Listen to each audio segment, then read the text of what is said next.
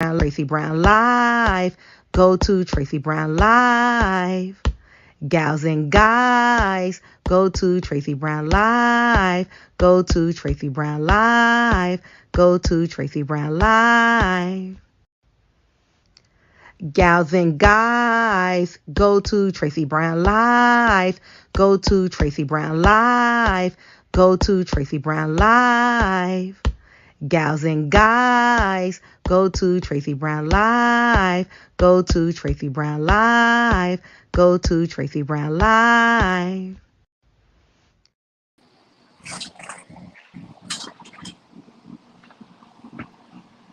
Good morning, everyone.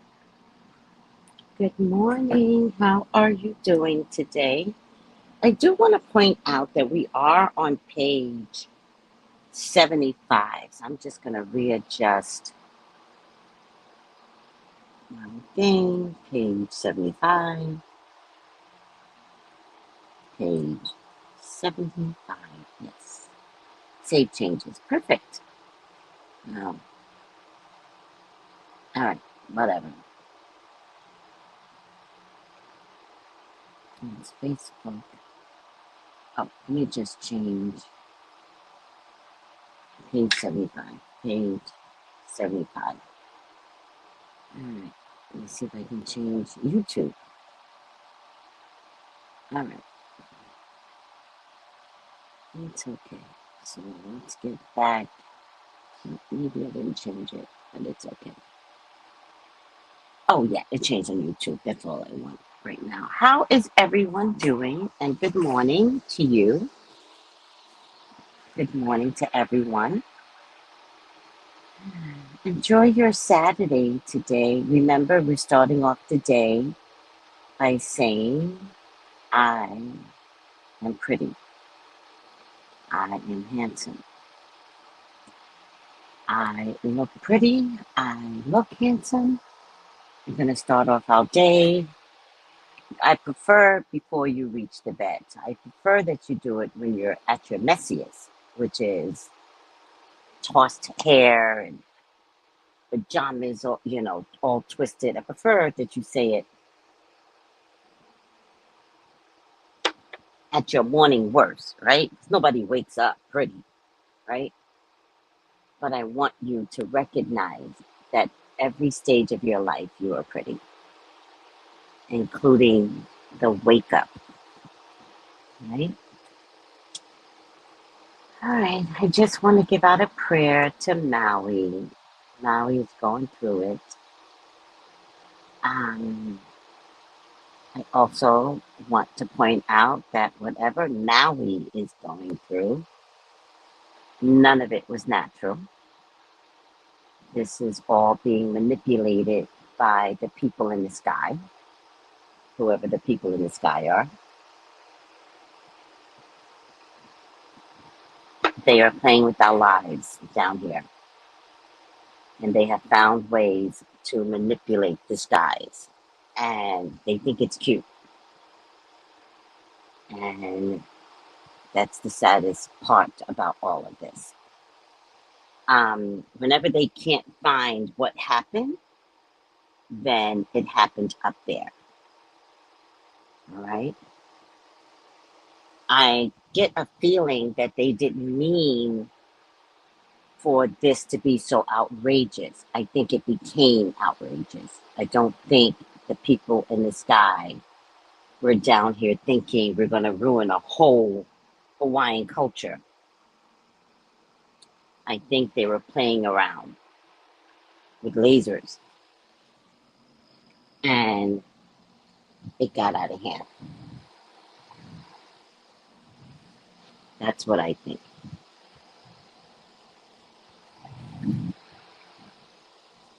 I think now that it's gotten out of hand, that these people on the ground are now trying to buy up the land of Lahana. And Hawaiians, I don't care what you do, you fight to keep your land. You do not let outsiders come in and restructure your land. I don't care if the land stays burnt for 100 years. you don't sell the land to anyone. So let's pray for them. Let's pray for them in a bigger way than we could ever think, right? Let's pray for their survival because it certainly looks like this is a form of eradicating, people, a whole culture, a whole sacred land. Like, this is mortifying. So let's ask God to wake up the people. Let's ask God to help the people to emotionally fight a good fight. Do not put up with advancement that doesn't include how to restore everything that was lost in Lahana. This is the era where you fight back. If you couldn't fight back, if your grandparents couldn't fight back, well, I get it. Not blaming them. But this generation fights back. And I pray that the tourists leave so that Lahana can mourn properly at their leisure. Because it's my understanding that the sloppy tourists are swimming in the ocean where their ancestors have just died. They don't like that. So I pray that you guys go home. Just go home. Let the 7 islands work out their grief. All right. That's my wish. None of it was natural, says Giaconda. Giaconda. None of it was natural. None of it. Hi, Colton. How are you? All right. We are going to get to reading. And if you would like a psychic reading with me, feel free to contact me at 213, it's on the screen, 458-7408. When you come in, like the video, please. If you like my video, then you help with other spiritual people who are trying to put out similar content as me. And you let YouTube know this is my preference. All right? All right. Oh, where's my marker? Let's get this party started. I don't know where my marker is. Here it is. We're on page 75. And it says, I highlighted, I guess, the end or the beginning. We're in it, 5 paragraphs down. And we're starting with the promise of God. The promise of God. And let's begin. The promise of God is that you are his son, her offspring, its likeness, his equal.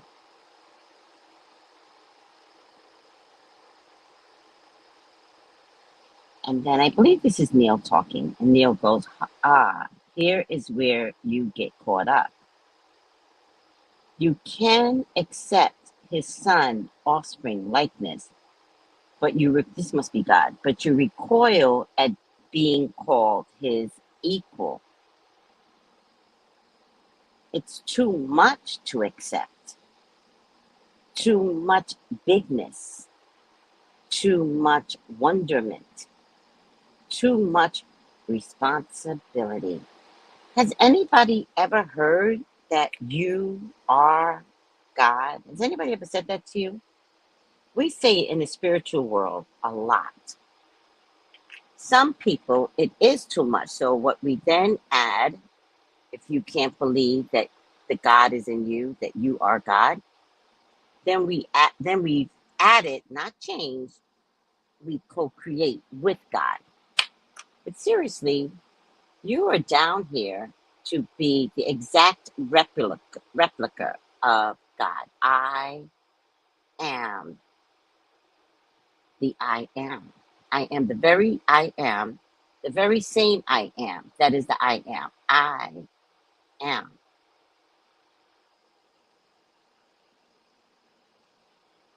And God says it's too much to accept the I am, the fact that you are God. That's a lot to hear. That's a lot to swallow because a lot of us have what? Sinned. So we have concerns. How can I be the I am? How can I be God when I know I've sinned? Others may not know what I've sinned at, but I personally know I've sinned. So I repel the ability to be the ever omnipresent I am God. I refuse it.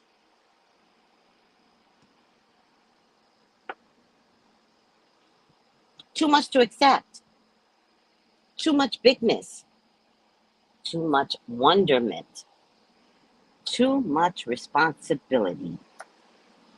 For if you are God's equal, that means, listen to this carefully, people, that means nothing is being done to you. That's a big word, right? That's a big phrase. Nothing can be done to you. Do you believe that? Do you believe that if you are the I am, the very God that created you, that the I am God is in you and that you are God, nothing is being done to you, and all things are created by you? I mean, this is getting a little deep now. This is for the heavy hitters. I don't know if you're ready,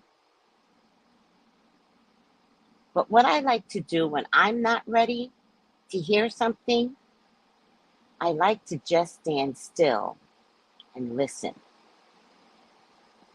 Don't be afraid of the words that are coming out of my mouth. These words will be repeated again later by someone else in a different pattern. You will hear these words again. So don't be afraid today.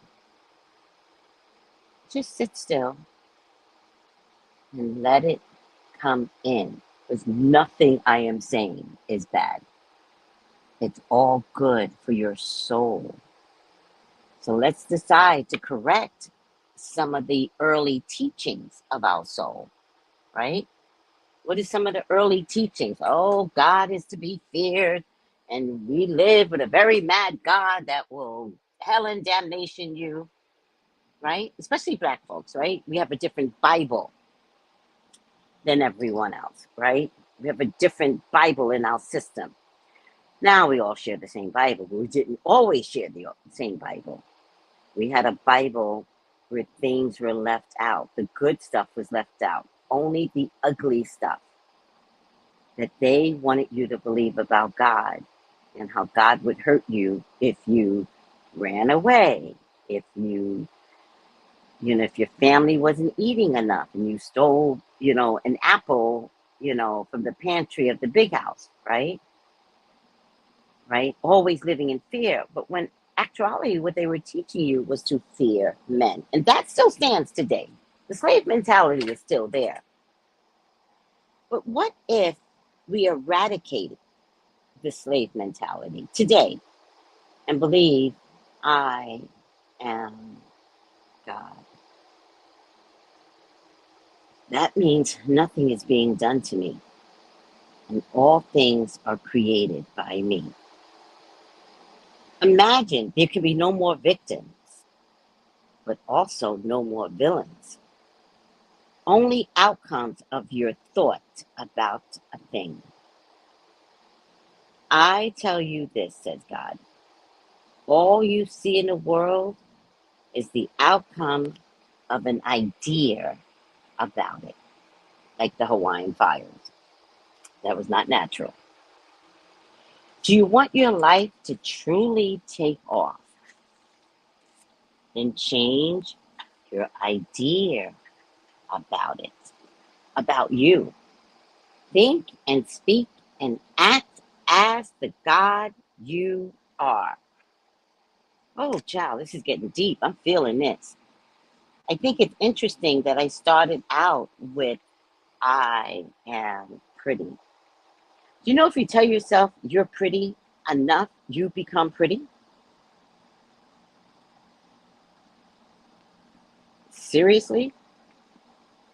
Your body, your face, everything just conforms to how you feel. Being pretty is not an accident. You aren't made pretty. You're pretty because somebody kept telling you how cute you are from the time you were born. Then there are others that never heard that word. And then they begin to morph into less than pretty. And one day, everybody's 40. And some people get to walk around with cute eyes and beautiful hair and manage the pretty inside of them because it's always been disciplined inside of you. And some people struggle with what pretty looks like for them because not enough people have told them how pretty they are. And so today we can change that. We can change how we think, one, and if we change how we think, everything, every cell in our body, and remember the skin is the largest cell organism, you can begin to change what pretty looks like because it has to change because you believe it. It has to change because I stand on it. I mean, I talk about this all the time, right? This, how I grew my breasts, right? Because I was like, I don't like this God. I did not come to this earth to be a woman and small breasted. It's not fair. All these big breasted women walking around, pointing their breasts up in men's faces. Why don't I have it? And so I said to God, I want breasts. I am going to walk around with big breasts. And I meant it. And I did because I wanted it. Now, the trick was I got the big breasts because I'm allergic to soy sauce. I didn't know I was allergic to soy sauce. All I knew was that my breath kept going. I didn't know it was a allergic reaction to soy sauce. But I had breasts for at least a good, I don't know, 30 years. No kidding. Beautiful, voluptuous things. And then I found out I was allergic to soy sauce, and I had to take soy sauce out my system about 10 years ago. I had to practice it out because, like any other sugar cake, you can have an addiction to soy sauce. I had to stop eating Chinese food, unfortunately. Um, and slowly but surely, my breasts became smaller. But now I'm of gratitude, right? Because now in the second age of Bruno again, if you guys don't know what Bruno is, it's fine. It's back. The phrase is back. Bruno again, in this age bracket, I'm not carrying around, heavy balloons. My back doesn't hurt. I don't have to buy special bras, that cost a lot, right? I literally can wear a t-shirt and nobody notices. And I'm of gratitude that because I wanted breasts, and because I believe I could have breasts, the breast came. It's funny. I love that stuff.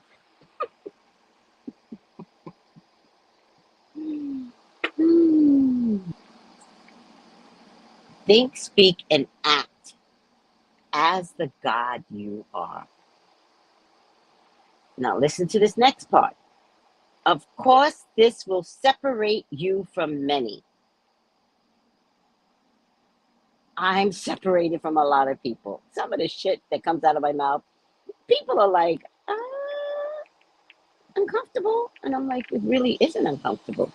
It's a belief system, you know? So they laugh because they're so uncomfortable because they can't believe the shit that's coming out of my mouth. But the shit that's coming out of my mouth makes me happy. Whereas a lot of people are spending their time miserable. I don't have misery. Not in the sense where I co-sign misery. I don't co-sign misery.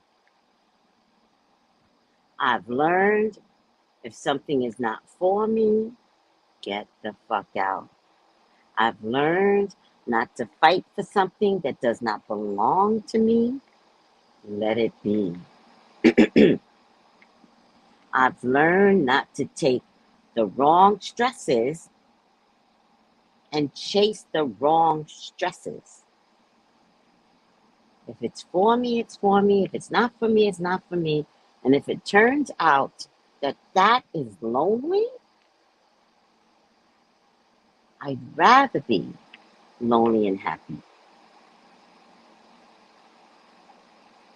I've accepted that role because nothing feels better than happiness.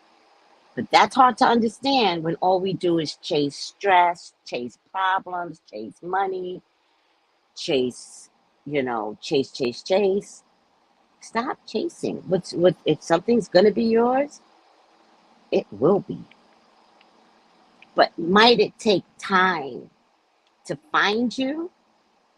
Because something or someone, let's say it's someone, has to go through the mess of the world, trying to fit in with the messes of the world, that you can't be seen because you're off in a corner of the whole world, being different and being happy. That's a blip. That's a blip. Maybe I can't be seen so readily. Maybe that's a good thing. Because nothing gets to disrupt my happiness. And so if someone's supposed to be with me, they too have to figure out what they're doing with their lives, their stresses, what people tell them to do, their family history. Oh my God, it's exhausting. But you gotta find your way. And when you do find your way, like most of my YouTube people have found, we've all found our ways to each other. It is such a great party. It is so nice to be with someone that has the same core belief system or is trying to change the old way into something new. And they found a place to land for a while and play in the spiritual purple sand. Can you picture it? With glitter all over it. Everybody's happy. The butterflies are brighter than you've ever seen in the real world. And dogs walking cats, and frogs. And everyone has a belief system and an understanding of one another. Let me tell you something. Every single time I read my book, the doves come. And all they do is circle back and forth. Every once in a while, a dove will just sit and listen. And I promise you, there will be a dove that will listen for the whole 2 hours. I've learned not to acknowledge them because it makes them uncomfortable. But in the past, I would acknowledge them and they would be like, ah, she caught us listening. But every time they hear my voice in the back window, they come. Lizards come, ground doves come. It's fun. It's fun to connect because I am playing in the purple brick road in the purple sand. Happy. Of course, this will separate you from many if you think, speak, and act as the God you are. It will separate you from most of your fellow man. They will call you crazy. I get called that a lot. I just laugh and laugh. They will say you blasphemy. They will eventually have enough of you, and they will attempt to eradicate you. They will do this not because they think you are living in a world of your own illusions. Most men are gracious enough to allow you your private entertainment, but because sooner or later others will become attracted to your truth for the promise it holds for them. I mean, can you imagine that? If you stand in your truth, right? And you speak the truth, whatever the truth is, I don't know what the truth could be. Let's pick abortion. That's a sensitive issue. If I were to say something about abortion, anything, doesn't really matter what I say, I know I could hurt someone's feelings because someone quietly has had an abortion. And if I'm standing as your leader of the spiritual world and I say something about abortion and I hurt your feelings quietly because you've never told anyone you had an abortion, then you're going to say to yourself, I don't like her. You may not even say it out loud. It could be just a shift in energy. And you might say, but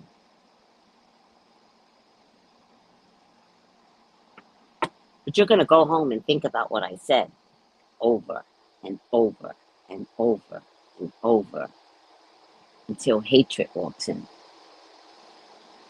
And then you're going to find a reason not to like me. I don't like it when she yells. Oh, is that your problem? Or the fact that I mentioned abortion 3 months ago is your problem. They will attempt to eradicate you. They will do this not because you think you are living in a world of your own delusions. It's okay to be crazy. Most men are gracious enough to allow you your private entertainment, but because sooner or later others will become attracted to your truth for the promise it holds for them. So, because I brought up abortion, I do want you to know I have no belief, nay or yay, on abortions. None. Zero. I could care less if you have an abortion. I think if you have an abortion, you're going to feel some kind of way about it emotionally because I think most women have an abortion based upon somebody telling them to have it. I think if you have an abortion and you stand on it, you could give two shits. You can still walk through this world and not give two shits because you knew it was the right thing to do. That's not what happens. Most people have an abortion because they are told to have an abortion. So I'd like to alleviate the abortion aspect of it. I want you to know that in heaven, sometimes we have to revisit this world 10 times. It's a theory that spiritual people have. So we have to keep coming back into this world. And each time we come back, we're learning a lesson that we didn't do well the first time, the second time, the third time.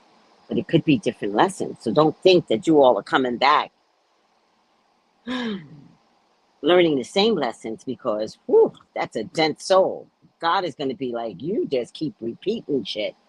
I'm going to just let you stay up here because you ain't trying to learn at all, right? That's not it. Every time we come back, we learn something new. And the reason why that happens is because by the time you get to be in the full essence living with God, you are pure again, right? And so sometimes God will send us back as a mangy dog, a homeless cat, a this, that, and the third. But I also want to remind you that if God is doing this for you, sending you back as a mangy dog, He's also getting someone out there in the world to feed you. And so they are taking care of their karma through you coming back as a mangy dog. But you're coming back as a mangy dog, and you might have did some shit out there in the world, right? Not you, of course. I mean, like real murderers, right? A real murderer can't come back as a human. The memory stays. So they have to come back in a different form. This is crazy. I know. I don't really care. Listen to it. Remember, today's the day to just listen. But when you have an abortion, there are souls up there that can't do this again. This world has been so heavy. So heavy. They can't revisit. Mentally, they can't do this. And so God might say to a soul, especially a soul that might have committed suicide, right? God might say to a soul, go back down into Tracy. Tracy will have an abortion. I promise you. Trust me. And so what you all don't seem to realize is that abortions save souls. There are just these souls that can't do this. They just can't. So stop feeling guilty when the event has to occur. You are doing a soul a favor. All right, let's stop there for a moment. Let me say hi to everyone. Giaconda, Colton, Magic Mermaid, Sparks of the Divine. Oh, I love that. Black Coffee, No Cream. Good morning, Miss Tracy and chat. Latanya, good morning. My daily mantra is fire, says Magic Mermaid. Hi, Stephen. Pink Lilyfield, good morning, beautiful people in Grand Rising, Sophia. All right, moving on. They will do this to you, meaning make you feel bad or hurt you because they think you are living, not because they think you're living in a world of your own delusion. Most men are gracious enough to allow your private entertainments, but because sooner or later others will become attracted to your truth for the promise it holds for them. Here is where your fellow men will interfere, for here is where you will begin to threaten them. For your simple truth, simply lived, will offer more beauty, more comfort, more peace, more joy, more love, more self-love, more love of others than anything your earthly fellows could contrive. Here is where your fellow man will interfere, for here is where you begin to threaten them. When you live in your simple truth, when you simply live, where you offer beauty, where you offer comfort, where you offer peace and joy, where you offer more love of self and more love of others than anything your earthly fellow man could contrive. And that truth, adopted, would mean the end of their ugly ways. It would mean the end of hatred and fear and bigotry and war. The end of condemning and killing that has gone beyond my name.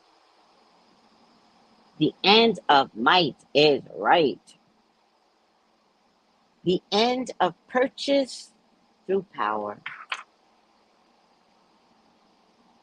The end of loyalty and homage through fear. The end of the world as you know it that has been created thus far. So, be ready, kind soul. You will be vilified. You will be spat upon. You will be called names. You will be deserted. And finally, they will accuse you, try you, condemn you, all in their own ways. For the moment you accept and adopt the holy cause, the realization of self. Who's ready for this? Who has a kind soul? Because I've heard this before, right?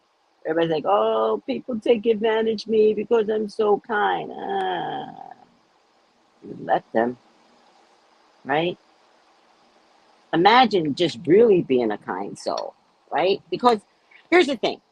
No one takes advantage of you because you're so kind. You're benefiting because you're so kind. That's hard to admit. That's hard to understand.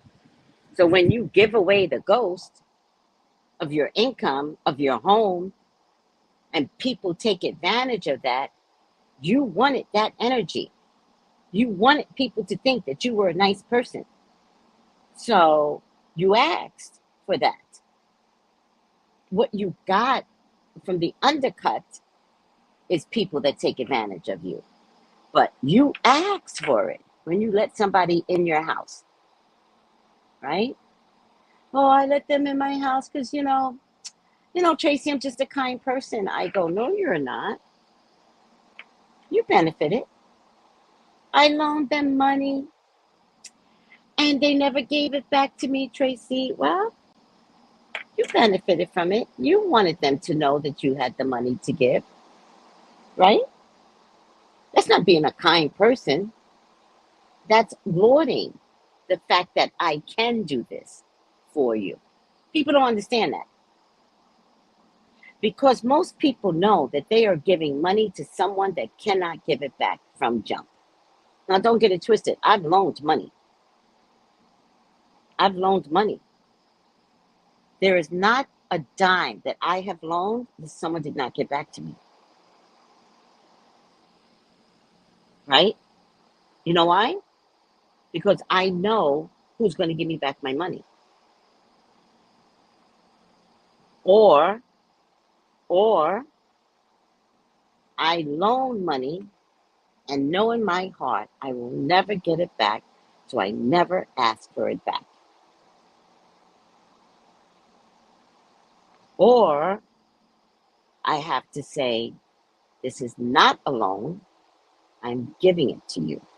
Because I have to know who cannot return it. But today is a real problem.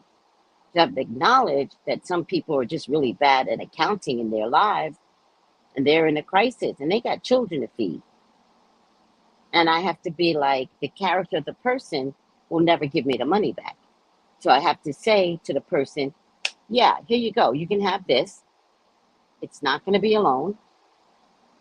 Just take it. They don't know that I've already measured their character. But there are others where it's like, it's a loan. Give it back any way you can, but give it back. And I've loaned money and have very good people return it. Mm-hmm. Mm-hmm. But you need to understand that when you give, I'm such a giving-hearted person, Tracy. It's not true. You know why it's not true? Because it's okay to say no to people. It's okay to measure that you got that one family member that ain't never trying to do better, that will knock on your door with the biggest lie ever, but you know this. This ain't the first rodeo with this family member.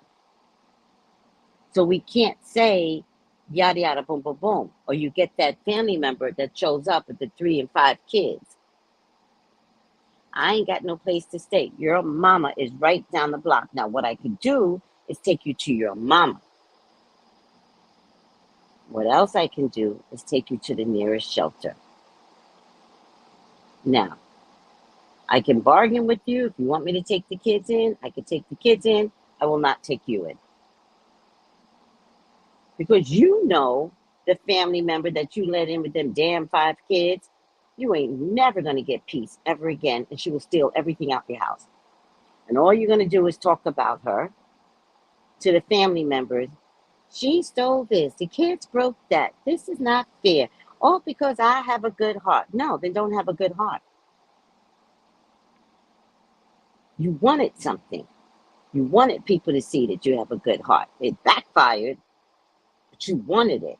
So you got what you want. The bargain was made.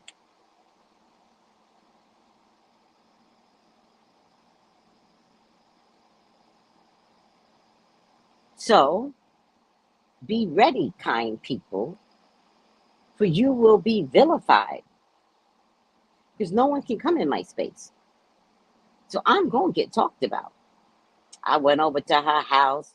She got that big house, all them rooms, and she couldn't let us in. Yeah, you're damn right. Because I created peace in this big house. I brought the big house.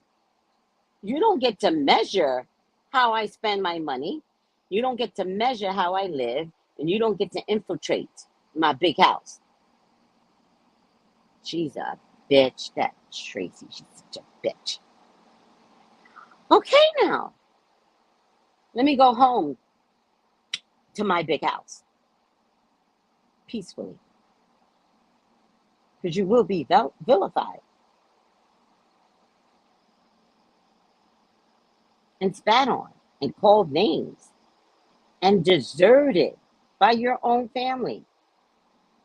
It doesn't change your kind soul. It just means that you understand that the kindness that you produce isn't the kindness designed by others. So if they can't see you and your kindness, oh well, then I'm going to be called whatever you want to call me. I'm still going to operate under kindness, just not the way you want me to. They will condemn you all in their own ways. From the moment you accept and adopt your holy cause, your realization of self. You're welcome, Trash Panda. Why then do it? Because you are no longer concerned with the acceptance or the approval of the world. Who is at that point right now where you're like, I don't give a fuck what people think about me? I go through this constantly just by being a psychic. You a psychic? Yes. I don't, but I don't. I did. Oh, this is that very. Okay, that's okay. Moving on. I just don't. I don't accept things that I don't, and I'm like, moving on. My kind soul could give 2 fucks about what anybody thinks about me. It's good to be the age of Bruno. That's the amazing part about maturity. When my dad was this age, I thought my dad was the most evil man I have ever met. Because all he kept saying was, I don't give a fuck. I don't give a fuck. And I was like, please stop saying that. You have to give a fuck. I don't understand how I am a seed of yours. I give a fuck about everything. He's like, because you young. was like, stop saying that. It sounds crazy to me. I'm shocked that I'm now at the age of this Bruno mess and I'm acting like my dad. I don't give a fuck. I don't give a fuck that my color of the skin is brown. I don't give a fuck that I'm female. I don't give a fuck that I'm a psychic. I don't give a fuck about anything anymore. And I am happy. I am at peace. I don't give a fuck who likes me, who doesn't like me. I don't give a fuck about a single family member. I have never been happier. But I've been working at the I don't give a fucks for the past 30 years. I've arrived. And it's great.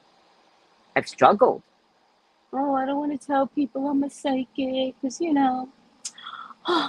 I could hurt others' feelings. Ah, fuck you all. I hope I hurt your feelings, you dumb fucks. Ah, I don't care. I'm so happy not caring anymore. I know I sound angry, but I really am not. There you go, Pink Lily Phil. I'm learning to release subconsciously others' beliefs that I should seek approval from them.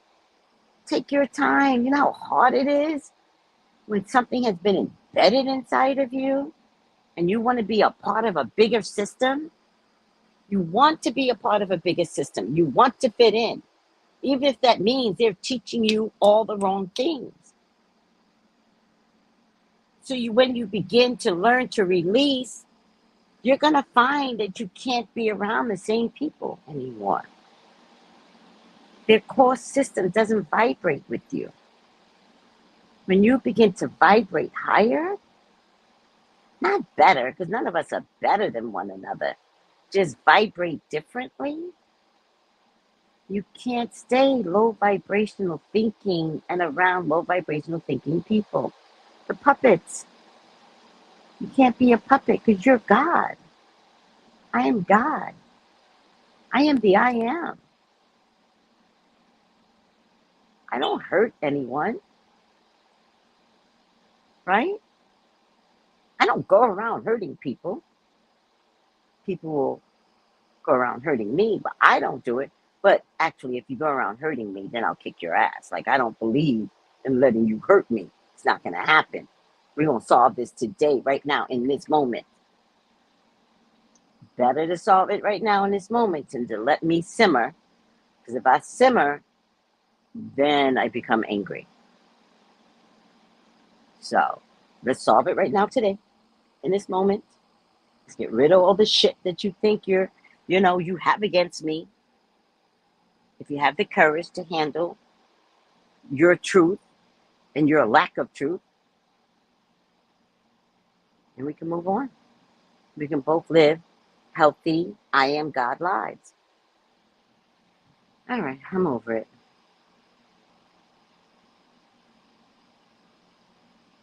Because you're no longer concerned with the acceptance or approval of the world. You are no longer satisfied with what that has brought you. Oh my God, this is so true.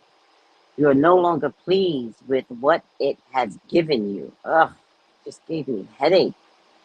You want the pain to stop, the suffering to stop, the illusion to end. You have had enough of this world as it presently is. You seek a newer world. And this is the reason why people commit suicide. Do you want to know why people commit suicide? I'm dead serious. You want to know why? Because they're sensitive souls that they can't imagine coming here as a sensitive soul creator exactly as God has designed them to be. And all people want to do is step on them, beat the shit out of them, call them out their names. They are shocked that they came here as a quiet soul, because most suicide people are quiet. Know the signs of suicide. Most of them live quiet lives, soft-spoken people. Most of them find partners that beat the shit out of them. Most of them find mothers that beat the shit out of them. Fathers that beat the shit out. Like the world that a person has when they finally get to the level of suicide, y'all think it's mental illness. It's not. It's a lifetime of hell. And they never speak on it. Tell me I'm lying, people. Tell me I'm lying. They never speak on it.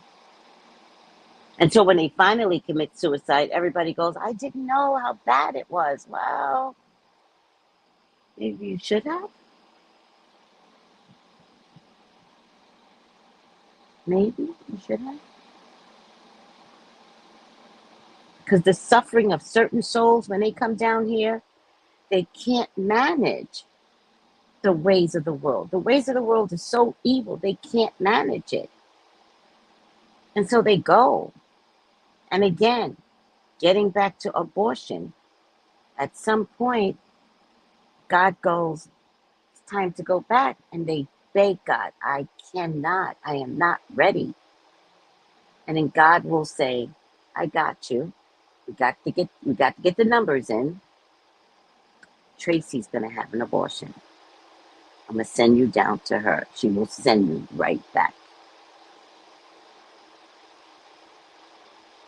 And then I take care of that soul by releasing it back to God. I don't know this, of course, right? I don't know the historical reasonings behind the availability of abortions, but abortions have been here since the beginning of making babies. So stop carrying all that guilt.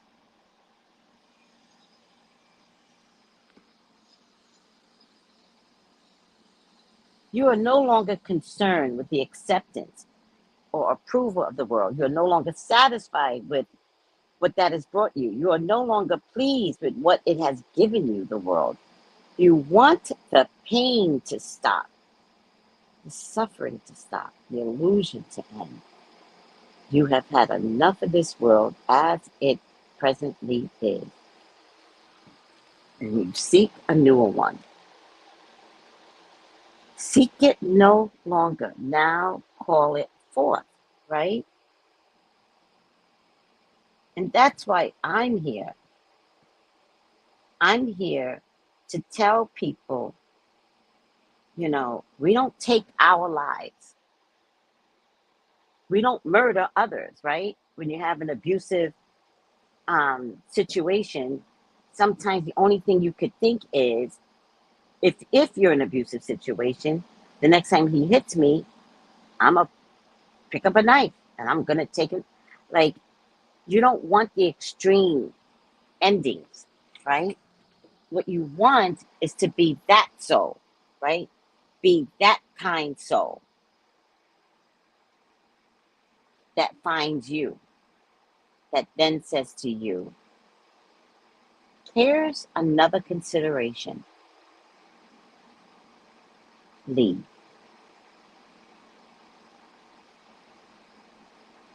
Plan your way out. Find out if being in the shelter is much better than not knowing if you're going to get hit at night. Get some counseling, right? Black folks don't believe in counseling. Get some counseling. And understand that whoever is bullying you in your home might actually be more of a coward if you just woke up one day and said, fuck you, ninja. I'm not the one today. But it takes practice to get there. And then Neil says, can you help me to better understand how to do that? Yes. And God says, now call it forth. Neil says, can you help me to better understand how to do that? And God says, "Mm,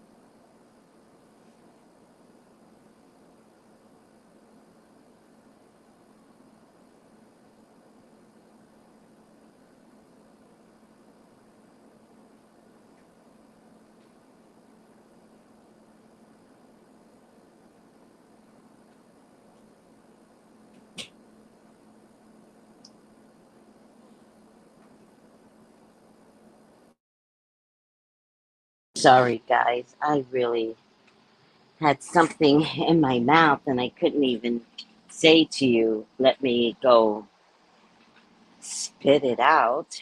And so I just got up. And once I got up, I went to the bathroom. And then I went to get some water.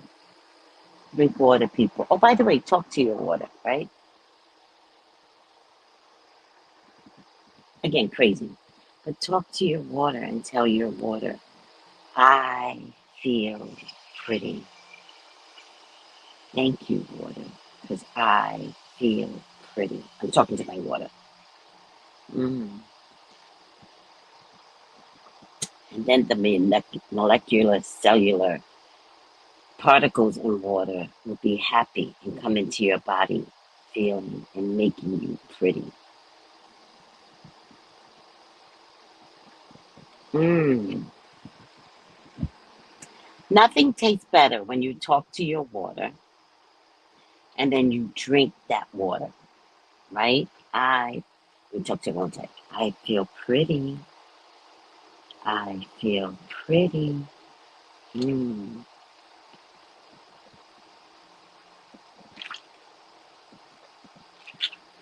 Mm. Oh, all of a sudden the water tastes a little better. Yep. Yep. All right. For those of you that don't know what I am doing, there is a Dr. Emoto. Where are his cards?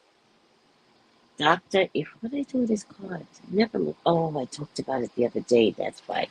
His name is Dr. Emoto. And he figured out that he could take a body of dirty, stagnant water and have people sing to it every day and say pretty words to the body of water, and that he could take stagnant water, water that is not moving, stagnant water, and make it clear. You want to talk about the I am God effect? I can find his cards. Here he is. I brought a deck of his cards, but damn if I don't understand how to use them. So I use them in another way. So I use them to talk about him. So this is the perfect example of being the I am, that you are God, that you are capable of doing what God can do because you are God. Let me just send it over here to you so you could take a look at the book. These are cards that this guy created to show what water looks like under a magnifying glass. They're beautiful, by the way. I just don't know how to use this deck of cards. There you go. Let me show you.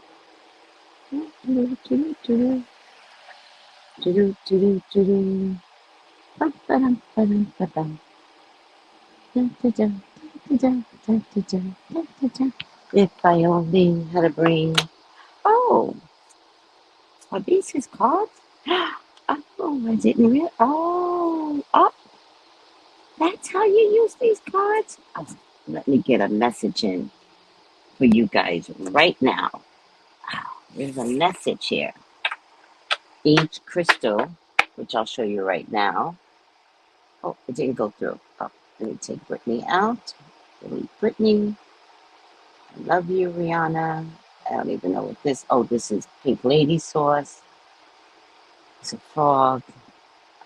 This is all my stuff from my shower curtain. By the way, guys, I did not take down my shower curtain. I love my shower curtain, even though I think it has symbolism in the curtain. I don't care. All right.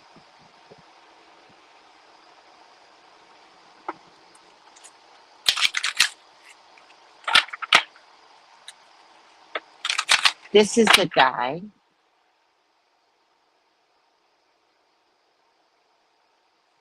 This is the guy that has this belief system that if you talk to water, stagnant water, you can change the molecules in water. A lake, let's say it's a lake, it could also be a river if it's a river that is stagnant and not moving, and that you can change the way the river looks. So he tried all types of methods. One was bringing a choir to a stagnant body of water. And over time, and it could be over a period of months. This is not like miracle, right? You have to work at it. Like you have to work at anything else. You have to work at being a person that you are, right? And so over time, the body of water changed. It became clear, right? So then he tried it in small forms, and he would get a clear mason jar, and I think it was with a bunch of kids in the school system, and in one of the jars he would write on a tape, speak nice to this jar, and in another jar he would write be mean to this jar. And so what they discovered, this is true, I never had the heart to try the experiment myself because I know that water is a living organism, so I just never could try it for myself. What he discovered was that the one that people spoke nice to stayed clear. And then he would measure under a microscope that water, and the crystal was as clear as this crystal you see right here, right? The one where the children spoke mean to, the water turned black. Same body of water. The water turned black. And when he measured under a microscope, the crystals were distorted and, for lack of a better word, ugly.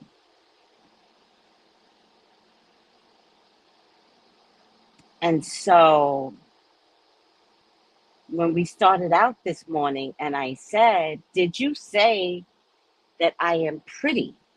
I meant it because you decide your beauty. Did you say I am pretty today? before your feet touches the ground, in your messiness of tossing and turning in the bed all night, which is a beautiful thing. I love tossing and turning in the bed because I'm just so one with God. Okay, I digress. My point is, this is why we started out. I am pretty. I feel pretty. I am pretty. I feel pretty.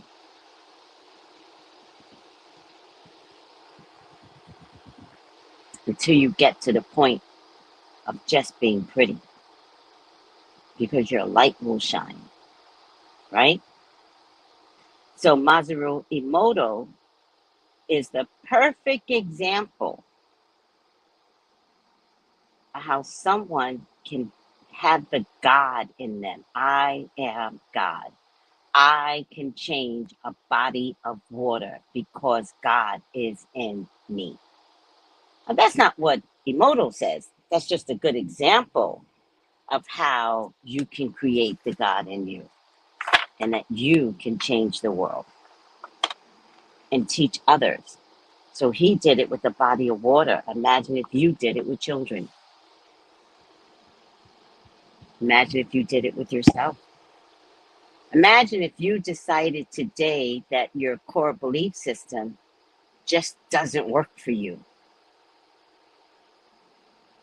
And I believe something else.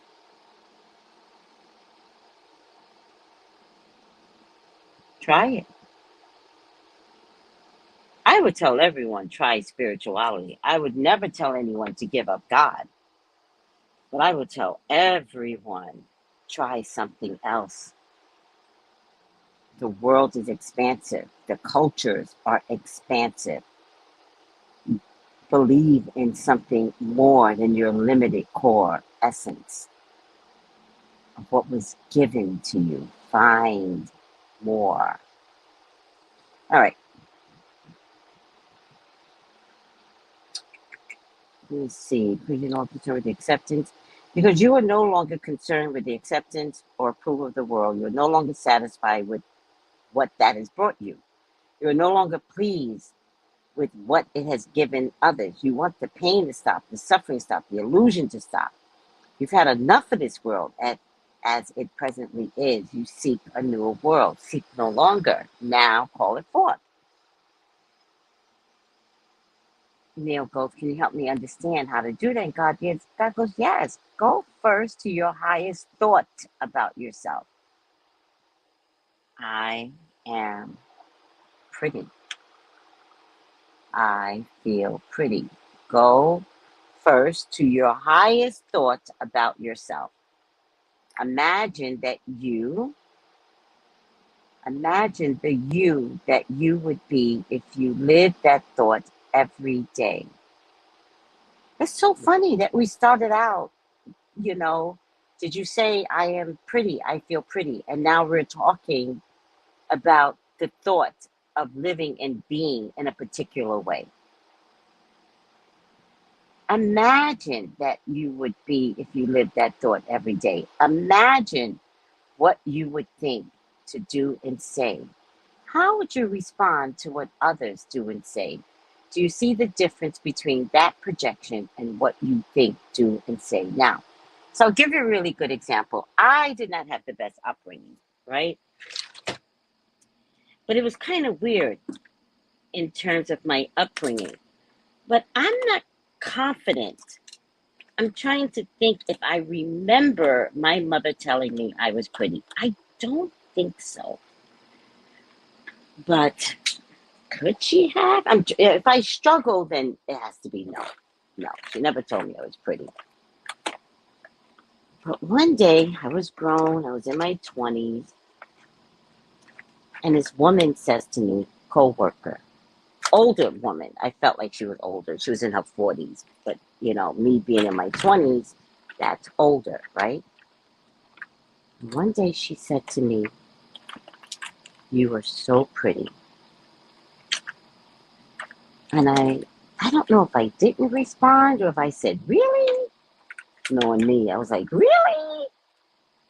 And then she said to me, wait, you don't know how pretty you are?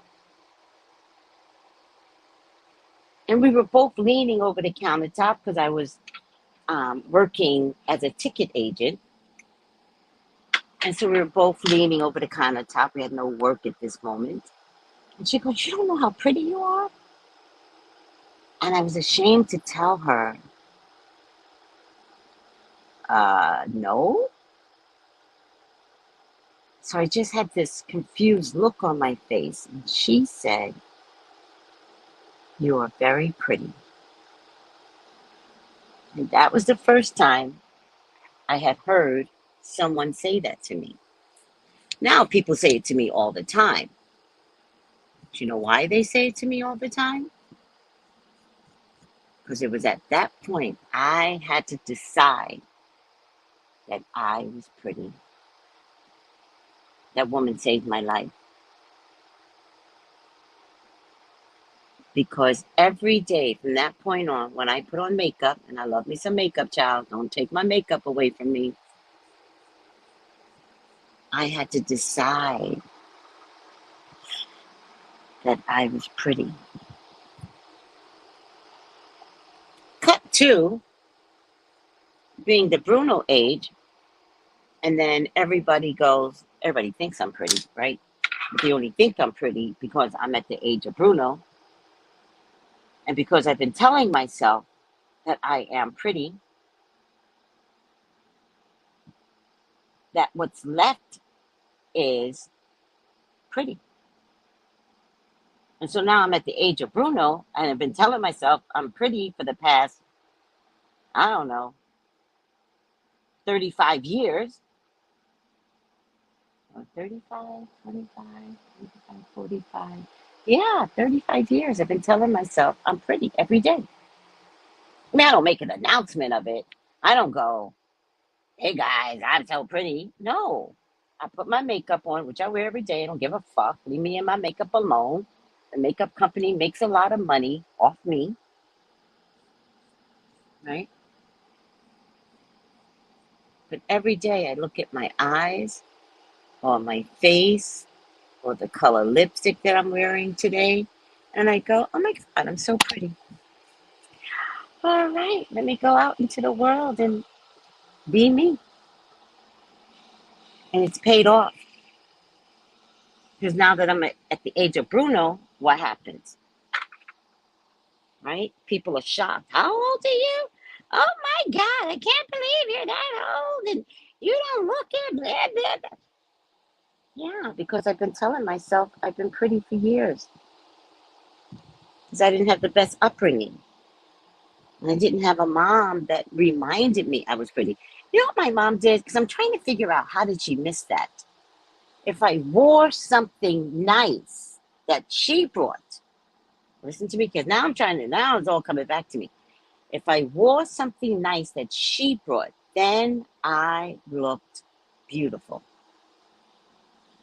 If I used my own taste, then she would make fun of me.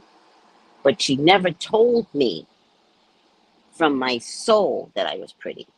And that's the difference. So, no, friend at the airlines, no, I didn't know that I was pretty. But thank you for letting me know that I am pretty.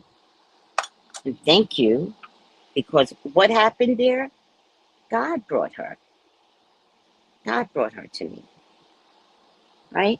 No one else but God would speak those words, right? Unkind people don't necessarily tell other people that they are pretty. Tell me the last time you told somebody they were pretty. Now, I'm not calling you unkind. I'm telling you it's not a thing.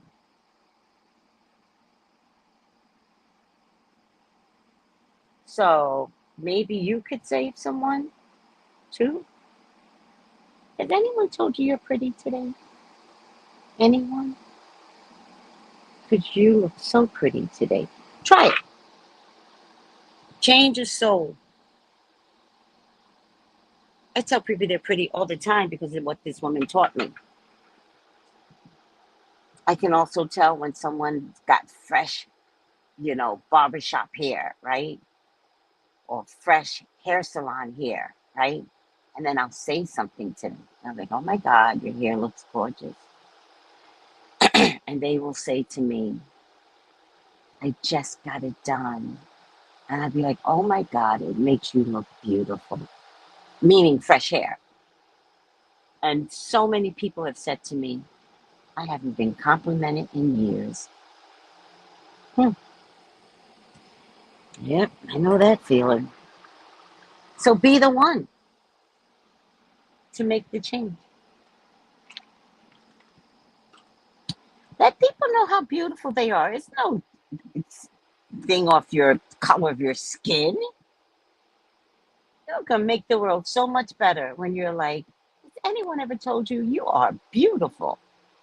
And I don't want to hear no bullshit about, well, they gonna think I'm gay. Fuck it, let them think you're gay. Who the fuck cares? Just say something. Because by the way, if you don't say something, you actually can become jealous.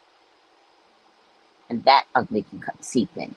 So don't be jealous. Just be like, man, you are gorgeous. I say it to people all the time, especially now that I'm back working in the public. Oh my God, I just run into beautiful people all the time. I just tell them as I'm seating them, you are beautiful.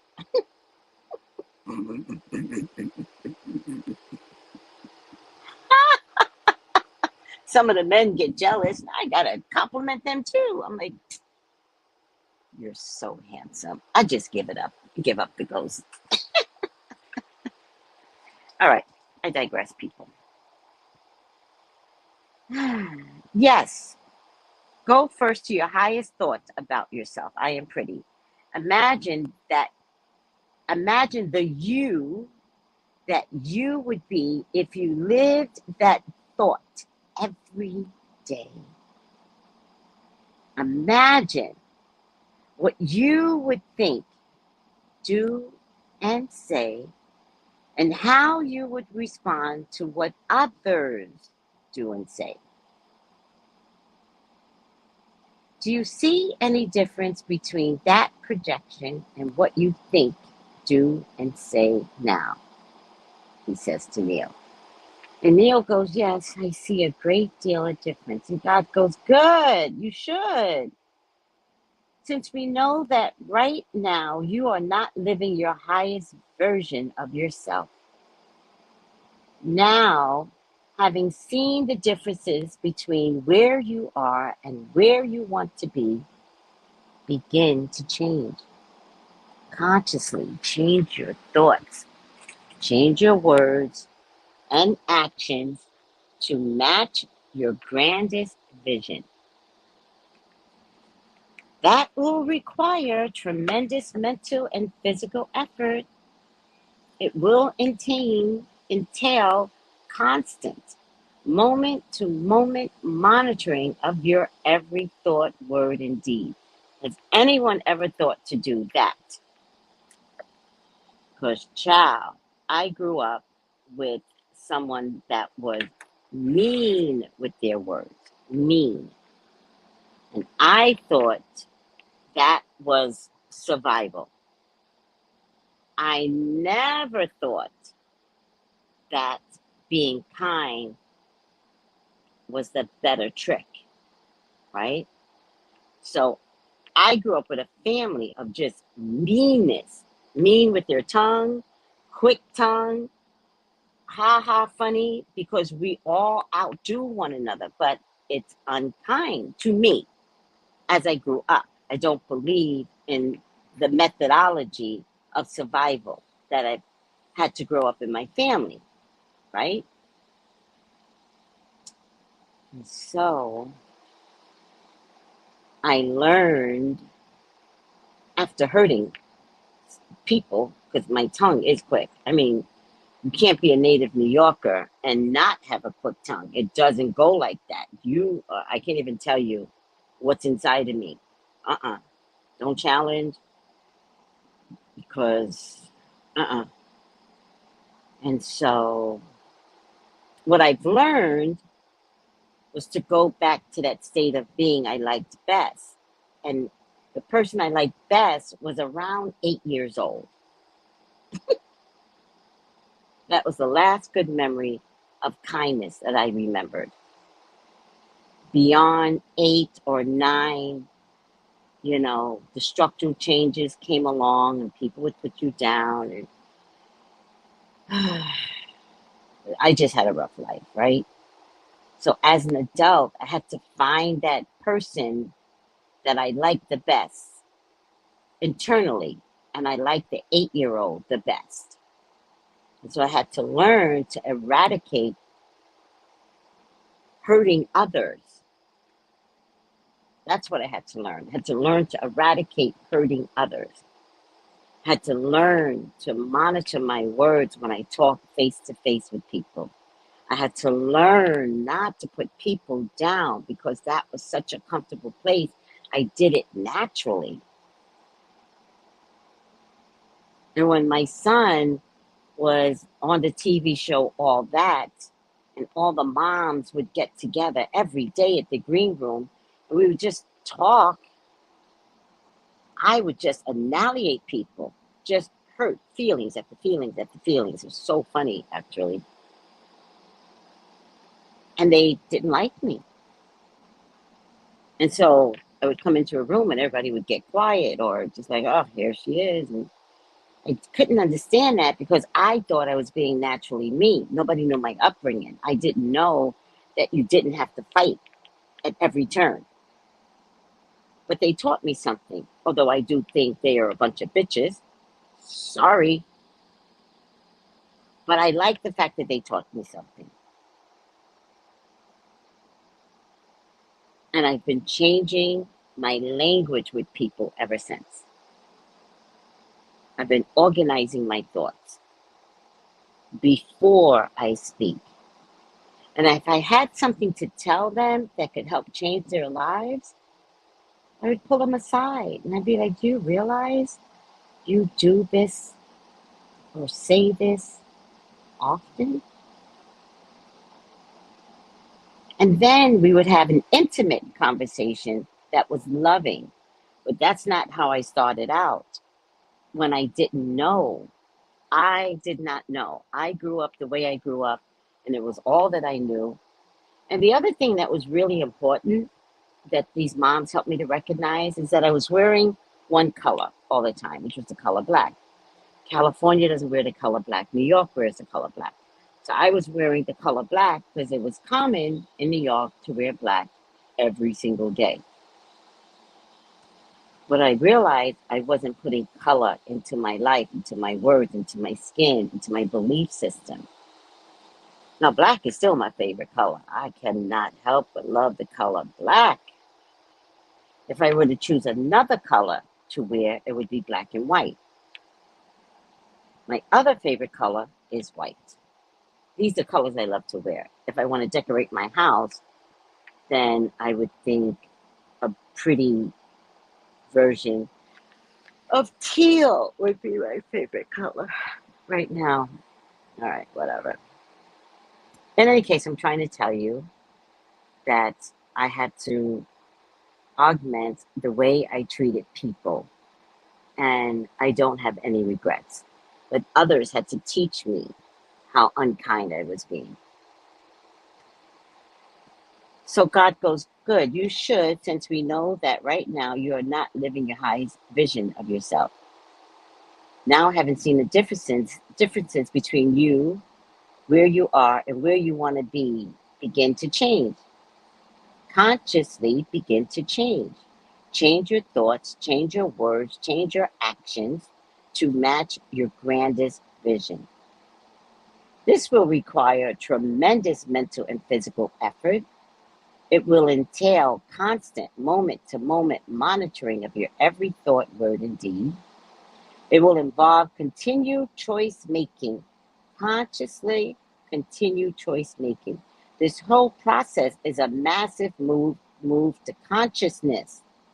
What you will find out if you undertake this challenge is that you've spent half of your life unconscious.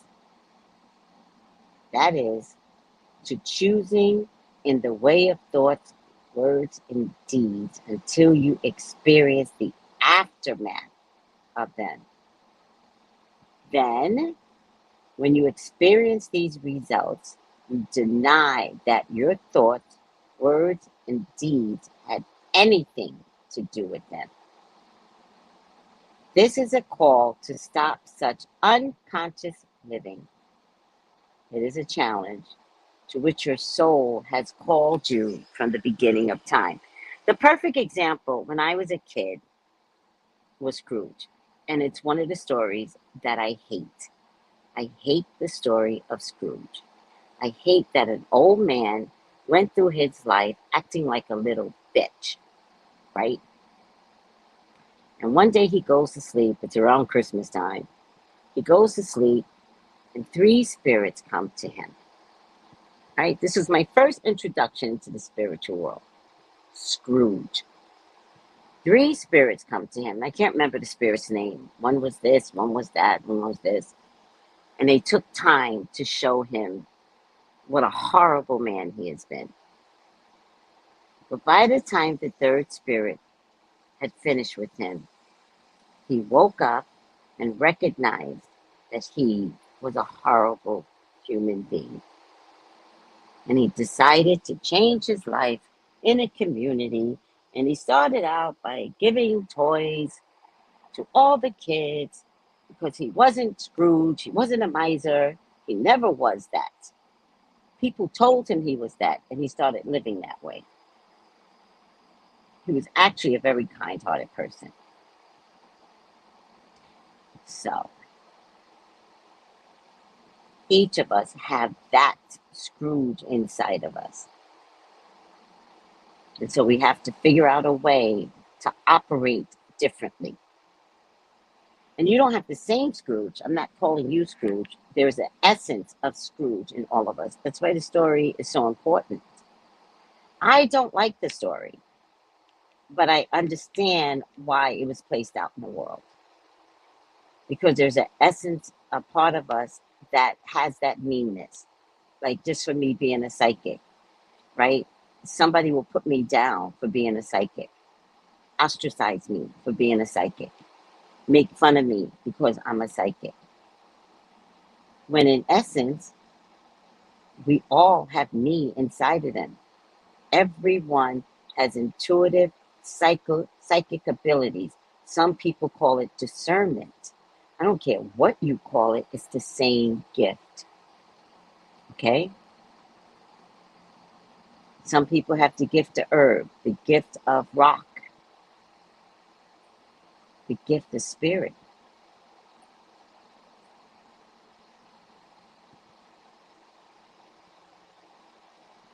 So it will require tremendous mental and physical effort. It will entail constant moment to moment monitoring of your every thought, word, and deed. It will involve continual choice making, consciously, not unconsciously. This whole process is a massive move to consciousness.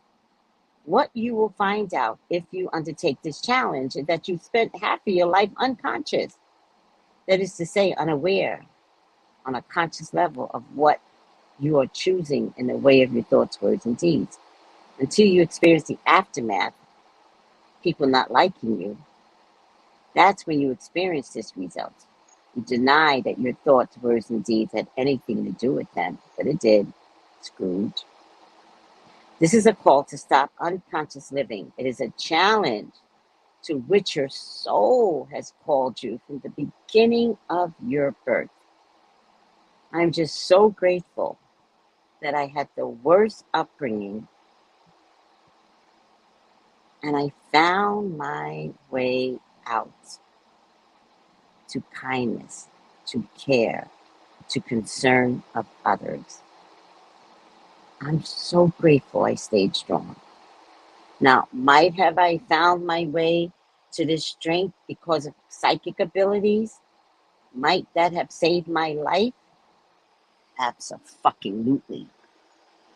There are many deacons and pastors and deans that wanted to do me.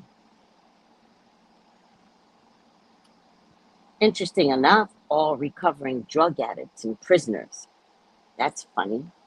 That's hilarious.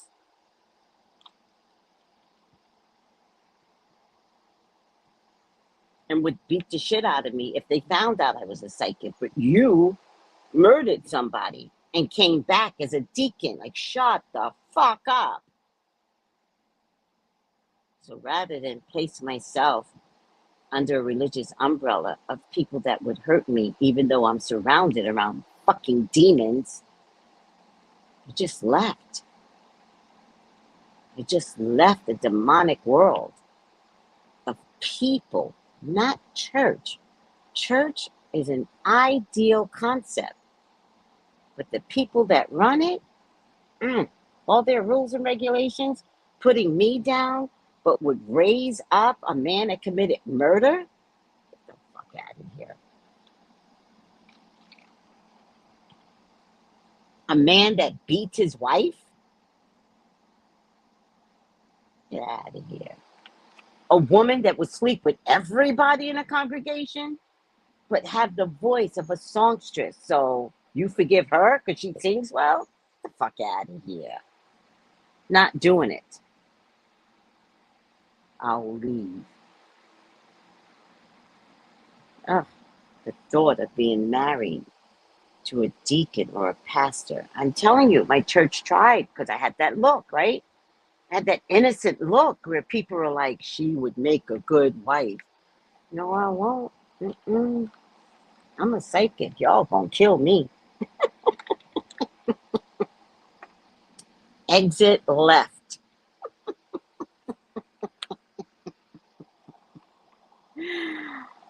Oh. All right, I'm done. We are done. Mercy, Lord. Guys, if you want a reading, you know what to do. 213-458-7408. Also, if you want, I don't know what else you want. Oh, also like the video. If you liked it, like the video. I would appreciate it. Also, make a great Saturday for yourselves. Find your happy. Find your happy with your children. Find your happy by yourself. Do something amazingly happy for you. All right, guys? All right, guys. I love you. I thank you. It's amazing that you guys let me come into your life and talk with you. Have a good Saturday. Bye.